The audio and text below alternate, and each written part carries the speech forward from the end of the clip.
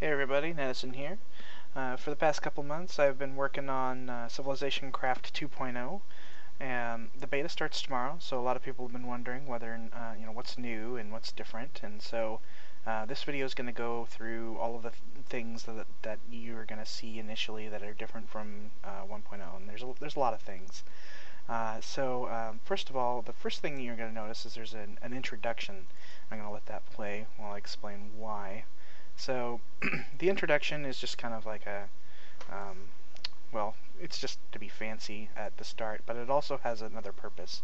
And that other purpose is to select a spawn point while this introduction is playing.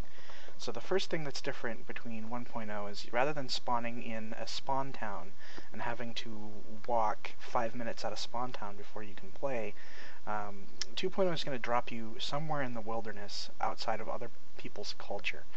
And what this will do is it basically lets players who've never played the game before and didn't read anything on the wiki to just join the server and immediately see something that's new and different from vanilla Minecraft, so that they know what kind of a server this is. You may recall in 1.0 that you'd have to, you'd have to read signs and you'd mess around in the spawn town, and it wasn't exactly clear what was going on. That was different. So the first thing you'll notice is you'll spawn in the middle of nowhere, and you've got some soulbound tools. They're soulbound, so in case you die for any reason when you first start, you don't lose your stuff, which was another problem in 1.0. So we have the everybody starts with a free camp. So this is a kind of a bigger change.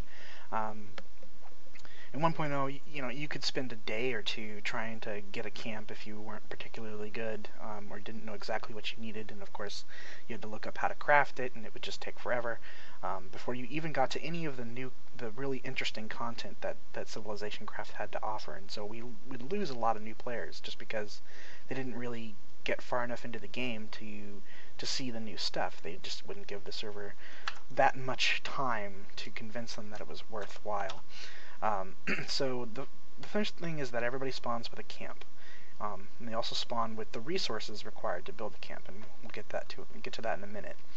The other thing is that since we're spawning people randomly all over the map, a big pet peeve of mine is not being able to group up with my friends or having to travel all the way across the map to get there.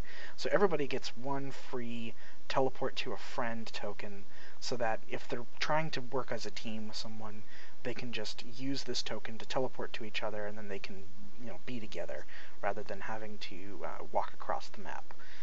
So let's go ahead and build this camp and show off some of the other new things.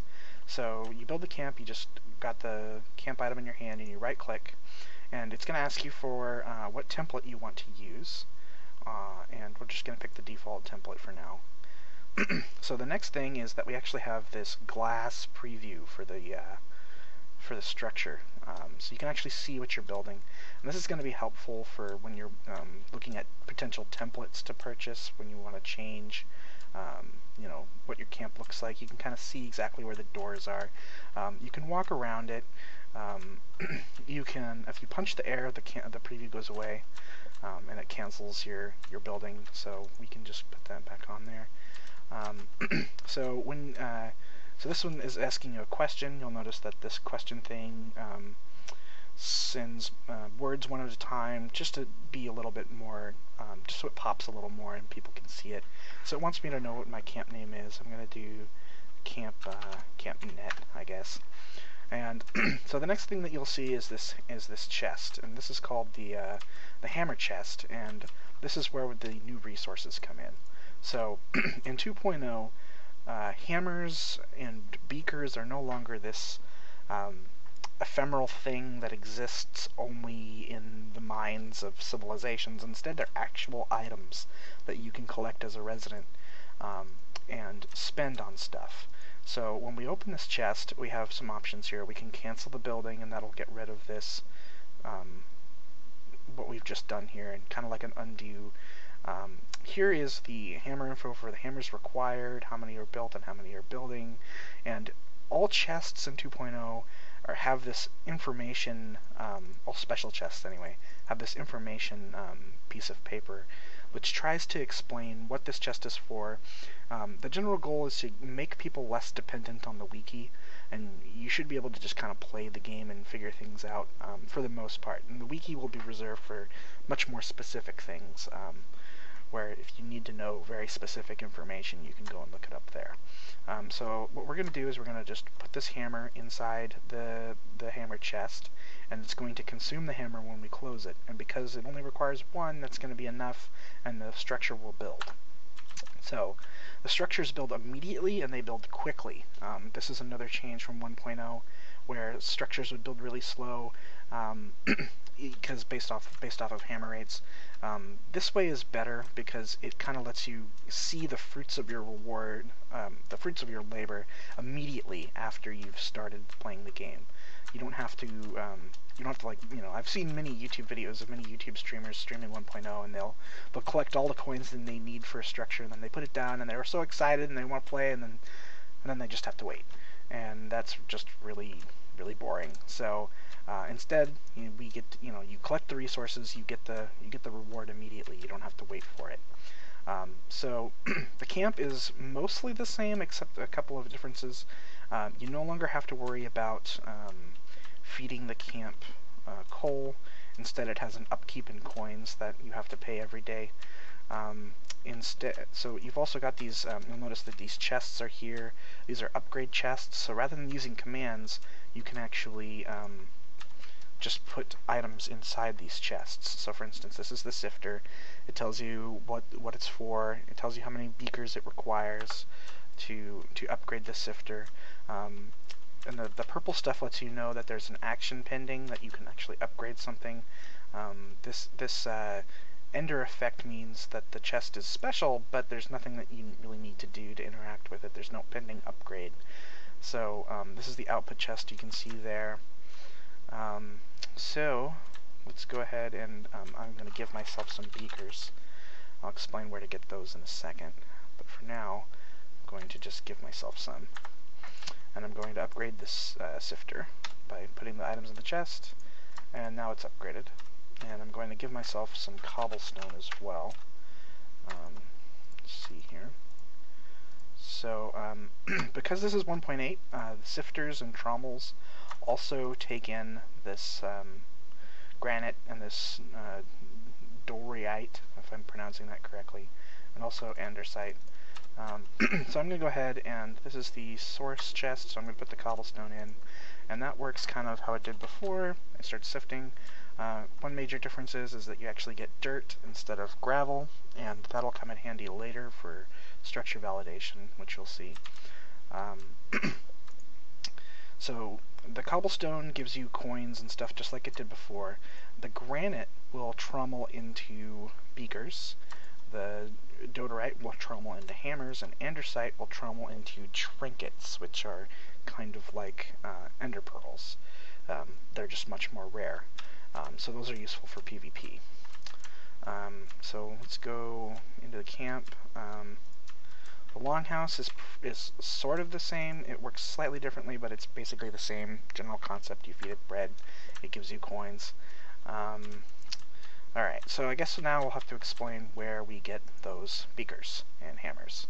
So the idea is that residents themselves are going to be the drivers of the civilization. So I've tried to put all of CivilizationCraft's content into the hands of residents. So that means residents are responsible for gathering beakers and hammers. And the first and easiest way to get them is going to be from mining resource blocks like coal ore, redstone ore, and we'll do diamond ore, and lapis.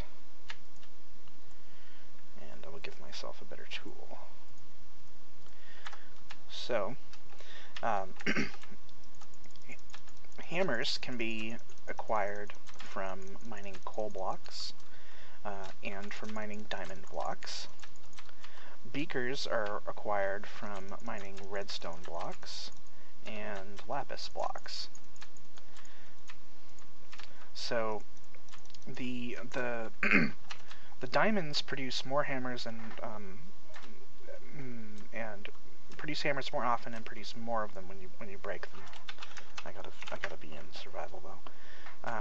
So you'll see, okay, I've picked up 2 hammers there, 2 hammers, 2 hammers, 2 hammers. The coal is very similar. It produces less hammers and at a slower rate because there's more coal in the map in general. And same thing with the redstone here. Redstone is a pretty good source of beakers, but lapis is a better source of beakers, but it's also more rare. So, yep, there we go. So that's the first and easiest way to get hammers and beakers. The next way is with iron ore and gold ore. They can be smelted in a blacksmith and create hammers and beakers. And there's also, buildings will also produce hammers and beakers, and we'll get to that later. So that's the camp stage, essentially. You go around and you collect hammers and beakers.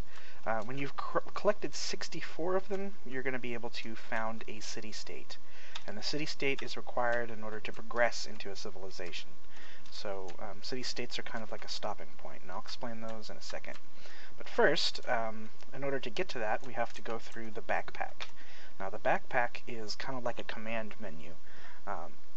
It allows you to... Excuse me, hold on one second. Okay, so the backpack allows you to access different commands kind of through a GUI. So you put it in your hand and you right click and you've got lots of information here. So this is stuff about me.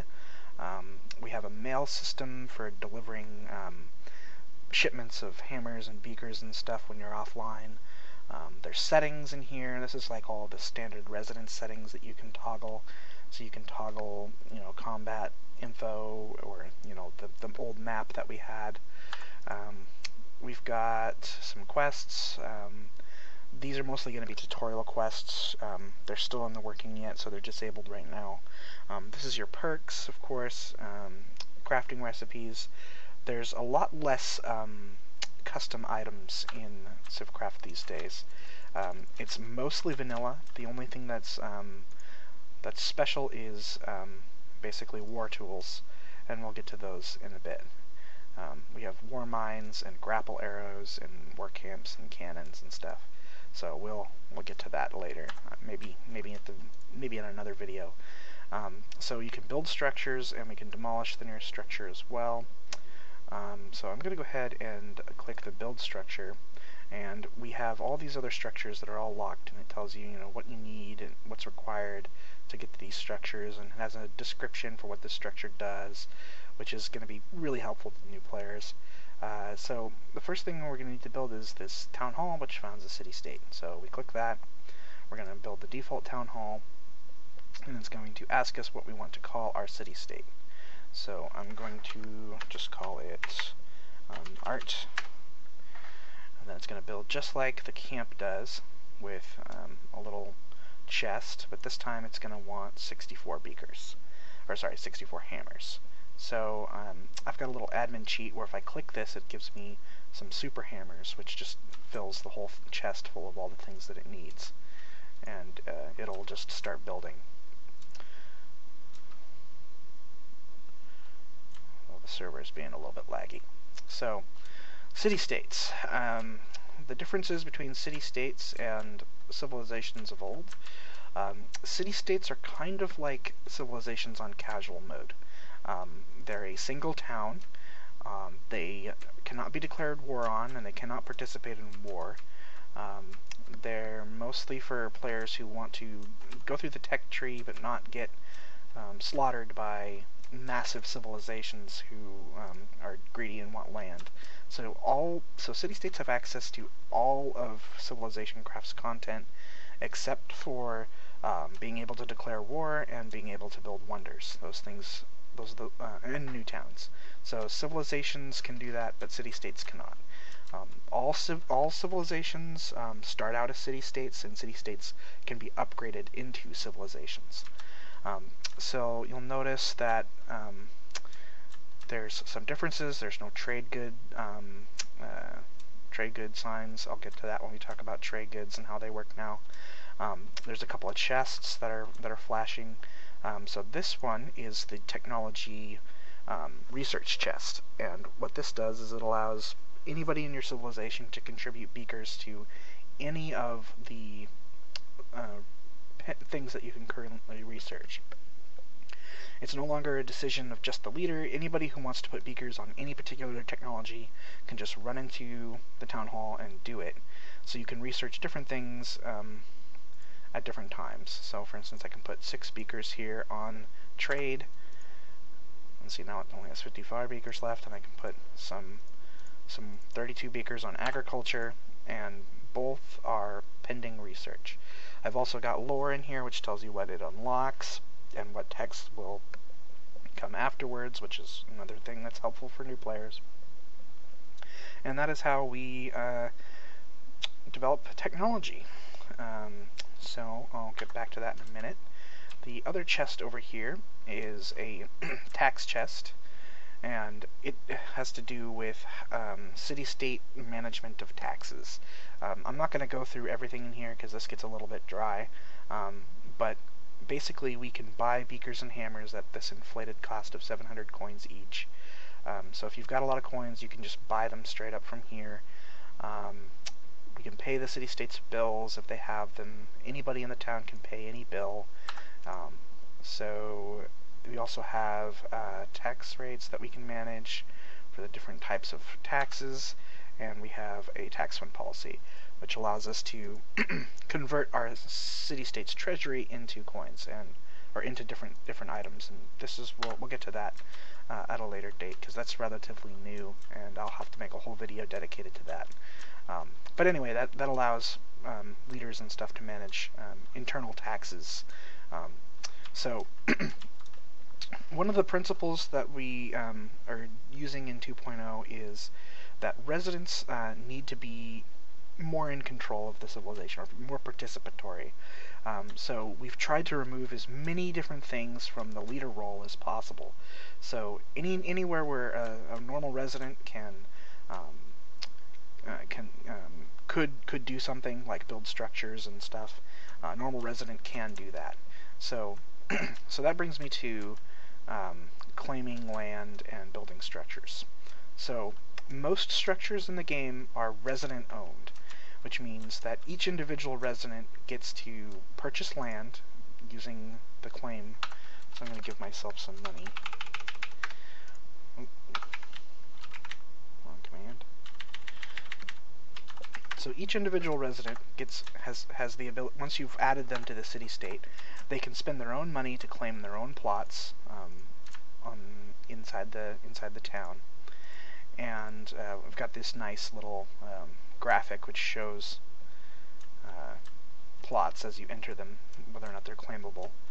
And once you've claimed some land, every resident can then build their own structures. So the first structure that we can build is a trommel. It doesn't require any extra tech, so I'm going to go ahead and build the trommel. So we puts down the preview. It says whether or not you say yes if we accept that this is the location, and it builds just like the other structures. So this one requires 40 hammers, so we'll put those 40 hammers in there, and then the structure should build, although my server's being a little laggy because I'm recording. So now we've built the trommel, and the trommel kind of works like it used to. You just put stuff in there, put stuff in here. A lot of structures have upgrades which will cost beakers, so each individual resident can upgrade their own structures. So I'm going to go ahead and talk about those structures, I guess. Those structures, the most important are the 3 different structures which generate hammers, beakers, and coins respectively, and that's the mine, the lab, and the cottage. So to get those, I'm going to cheat and give myself all of the technology in the game. Okay, so now that I've got all the technology, I'm going to go over here and purchase some more land. So each resident has a resident level, which limits how many plots and how many structures they can own, and they gain experience by killing mobs and consuming their tokens, or participating in the city-state, like, for instance, providing beakers to the city-state. So as your level increases, it kind of gives you an idea of who this person and how dedicated they are to playing the game, so you can set up your own internal structures for rewarding people or promoting people based off of kind of their citizenship level, so you know whether or not they're just a new alt that's started the game or if they've actually invested some time in the game or not. So we'll start with the mine. This will probably be the first one that you have access to.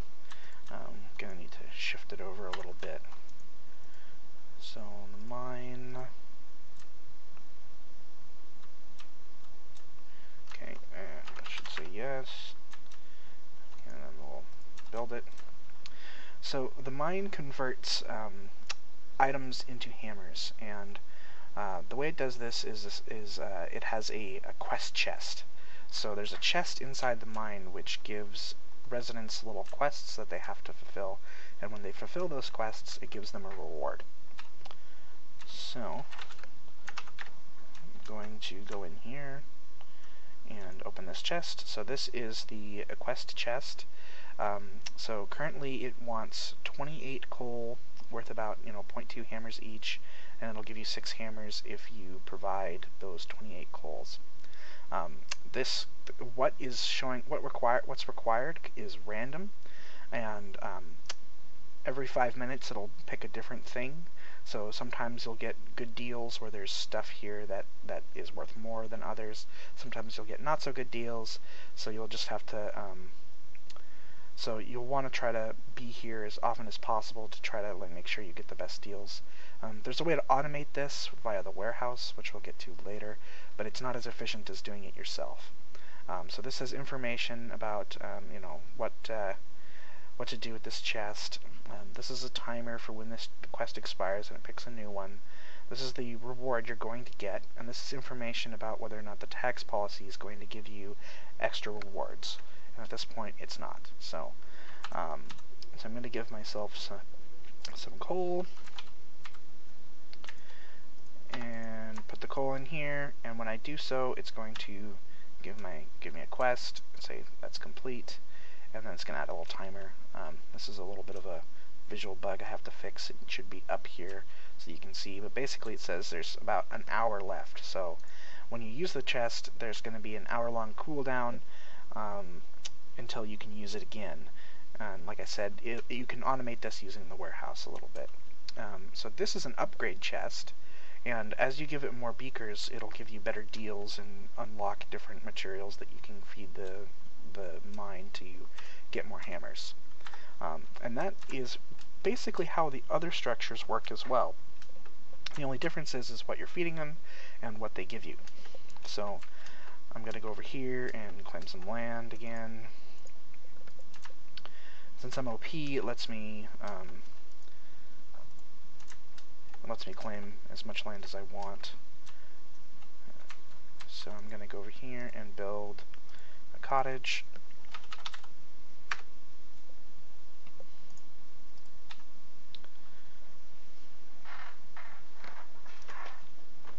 Once the cottage is built, you'll see that it basically takes food and outputs coins in a manner similar to the mine.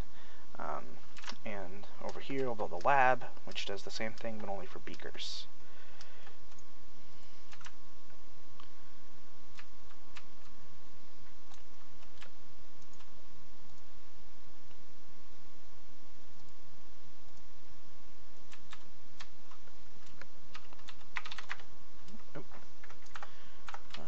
The wrong button.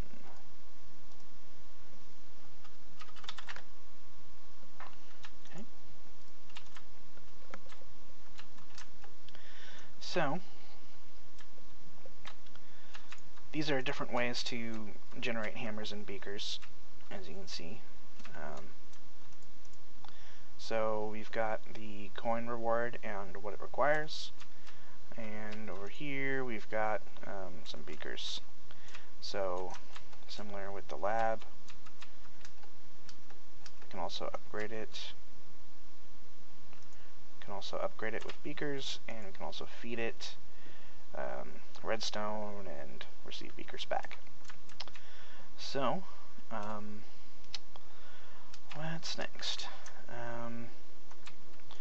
There's just quite a bit of stuff. So, the bank is very similar to how it operated before. Instead, the only difference is it's a little easier to use because now there's an NPC that you can talk to and exchange things faster. The store, I guess we'll talk about the stores. So the stores are interesting.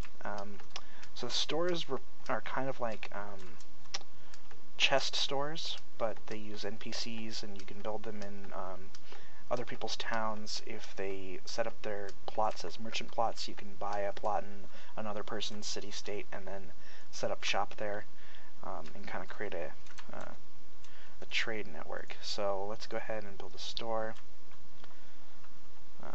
This one is plot locked, or it's chunk locked, so you have to. The positioning it might be a little bit strange. So anyway, we'll build the store.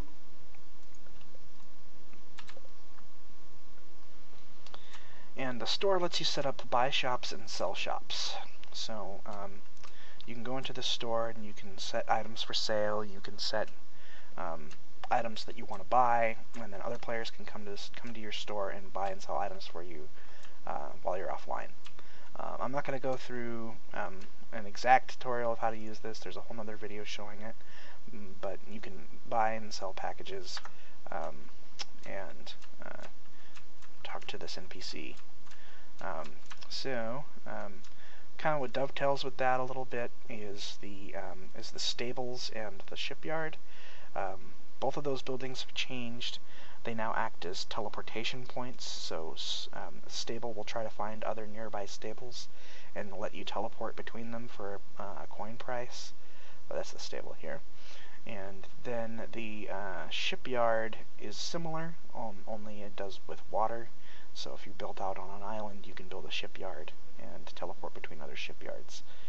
The stables have to be touching culture-wise in order for people to teleport between them, and you can only teleport to the nearest ones, so you're going to have to hop through multiple towns. If you're hostile or if you're at war with other towns, you can't teleport into them, so there's a diplomatic incentive to be nice to your neighbors so that they'll let you teleport through them. Let's see. And eventually I suspect a town will become convenient, like to hop through, and most people want to build their stores there. So what else? So fishing boats no longer require shipyards. You can just build them at the same time you can build your trade outposts. The windmill still automatically plants seeds, but it does it way faster. I'll just go through one by one and talk about any differences. So the library completely replaces the vanilla enchantment system. So you go to the library and you feed the library beakers and an item, and then the NPC there will give you an enchantment on your item, and it only produces level 1 enchantments. Over-enchanting happens at the blacksmith. So walls. These are all 3 walls. Rather than building walls with markers, you're going to build them just like normal structures. And they have corners and gates, so you can build them really nice fancy walls. They also try to Y-align themselves, so if you build a wall next to another wall, it'll shift where you built it so that they match on the Y, so that's kind of convenient. The gates are really cool, so you can lock and unlock the gates. Farms are pretty much the same. They're really cheap with the hammer cost-wise. Blacksmiths, you can combine enchantments to produce higher levels, and you can also smelt iron ore and gold, and the resulted smelted iron ore and gold will be sent to you via a package, and you'll also get bonus hammers and beakers for doing that. Swishing boat I went over. Windmill plants at a faster rate than it did. Cannon tower is pretty much the same. I buffed it a bit, and it does more explosive damage. Temple is different. So the temple exchanges mob tokens for hammers and beakers. So some mobs are going to, when you kill them, all mobs when you kill them drop a token, basically their head. And when you've got the head, you can exchange these heads for either right-click on them for citizen XP, or you can give them to the temple for hammers and beakers in a similar way that you would for the mine and the cottages. Let's see, what else? Cottage, we went over that. Arrow tower, I've nerfed them a little bit, so they don't do nearly as much damage. Their arrows respect armor, so if you wear armor, you'll do less damage. The granary has changed, so to simplify the game a bit, I've merged, I've gotten rid of culture per se. So culture doesn't generate on its own. There's still cultural borders, but the way you increase them is you build a granary and then you feed it, which gives the town growth points. And as the town grows, the culture around the town will grow. So it's a little bit like the town levels or the town upgrades, but you don't have to type any commands to do it, and it's merged in with the culture of the town. So expand your culture. You want to build granaries, and it'll give you hammers in exchange for the food you give it. The monument is the same, but instead it gives you beakers. So here's the shipyard. You can teleport to other shipyards. This is the lab. You can exchange for beakers. Monument is kind of the same as the granary, except it gives you beakers and consumes different things. The warehouse is kind of like what the old granary was, but the cottages, labs, and mines will all take resources from it automatically, so that you can fill your warehouse up full of stuff and then go AFK and still make stuff, still make hammers and beakers while you're AFK. Scout tower is fairly similar. I've got some plans to change this to integrate with the anti-cheat, so that the scout tower will actually give you waypoints on your client, so that you can see where people are, and that's kind of an incentive to use the anti-cheat. The pasture is a little bit different. Rather than restricting entities breeding and stuff, it just exchanges the items that you would normally breed for the animal eggs, and that'll just reduce server lag, so we don't have so many entities lying around all over the place. Trade outposts, trade goods are different. I'm going to get to that in a minute. Stable went over, mine went over. So here's the capital. So in order to upgrade your city-state into a civilization, what you do is you build the capital structure. And when a civilization is completely defeated in war, their capital structure gets destroyed, and then they have to rebuild it to become a civilization again. They get knocked down to a city-state, so you never really fully capture them. They just become a city-state, and then the capital allows them to become a civilization again, and build more wonders and build more towns and stuff. So here's wonders. So they each have their own little special buff that they provide to all of the new stuff. I'm not going to spend too much time on that. We'll be able to go through it. The global market is gone, and it's now a kind of a world wonder-ish type tech, which I probably won't talk about in this video, but we'll get to that in a little bit. So let's go ahead and do the trade goods. That's probably the next thing that people want to know about. So because everything's resident owned, it didn't make sense to have trade goods that were captured by one resident and then used by one resident forever. I thought that was kind of unfair. And also, the trade goods always gave buffs to the civilization. They weren't really useful to residents. So I've done two things. One, I've made it so that you build around a trade good instead of hold on, let me create one. Good. Okay. So one, I've created made it so that you build around a trade good, and any structure that's within a certain range of the trade good will, any trade outpost that's within range of the trade good will generate that trade good. And the second thing is all the trade goods act as buffs to residents. So they buff things like mining speed, or hammer drop rate, or beaker drop rate, or movement speed, or anything, different potion effects. They're all for residents. So because they have value to residents, residents might actually trade them for once. Ha ha ha. So some people might already have a particular type of trade good and may want to exchange it for another type. So I'm going to go ahead and build a trade outpost here.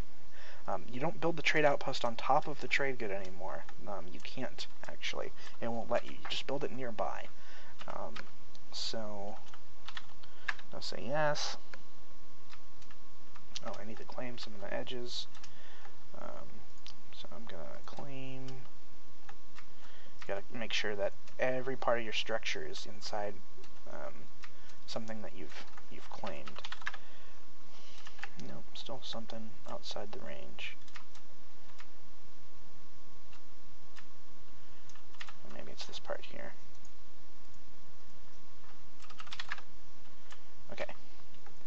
So I'm going to go ahead and feed it. So the trade goods every hour will generate a new item in your in a chest here on the trade good, and then you can come back at any point and collect them.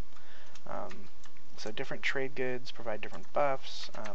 Another thing is you may have noticed that the trade good itself is a little bit different. No longer there's a sign, instead there's an icon. When you get close, it has a little overlay which says, you know, what it is. So that's just like a small little visual thing. So let's go ahead and open this up. So this is a timer which tells you when the next hourly tick goes by, and this says every hour this will generate the trade good.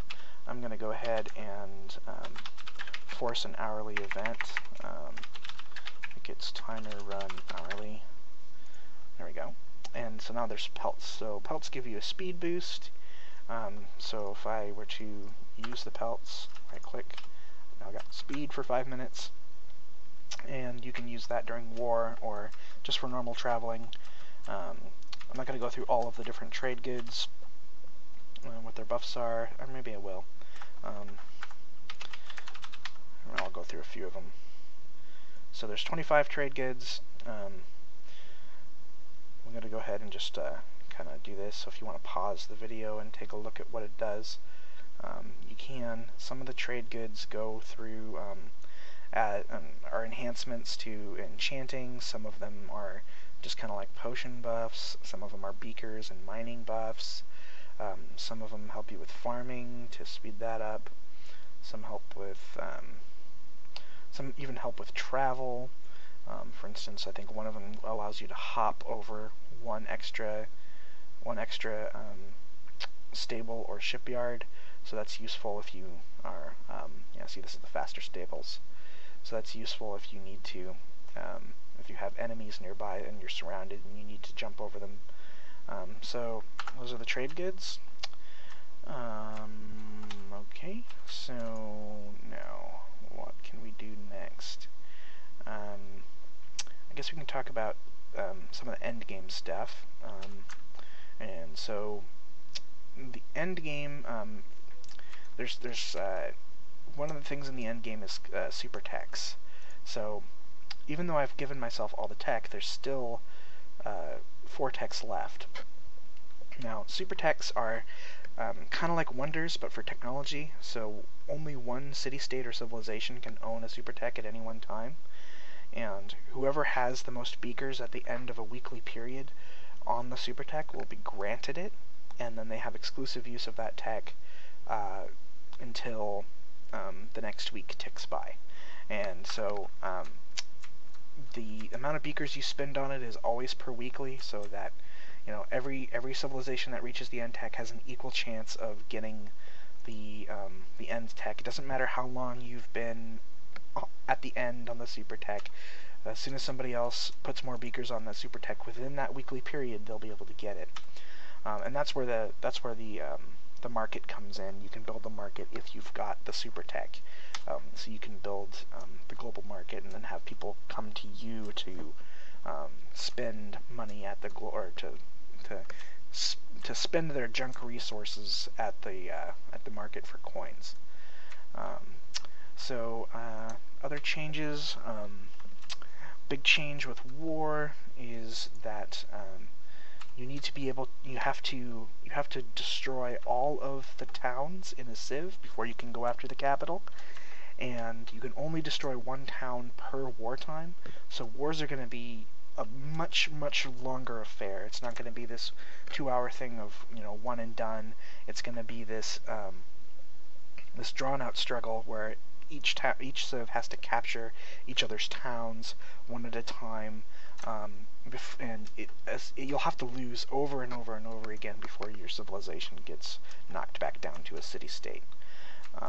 So that's gonna be an interesting dynamic. It'll be interesting to see how that plays out, because it'll put less pressure on a single day, and make sure that people keep coming back even after a single loss. There's plenty of incentive to keep going. You'll have to lose multiple times in order to really lose your entire civilization, and even then you still have it. You're still a city-state, so you can always just rebuild your capital and try again.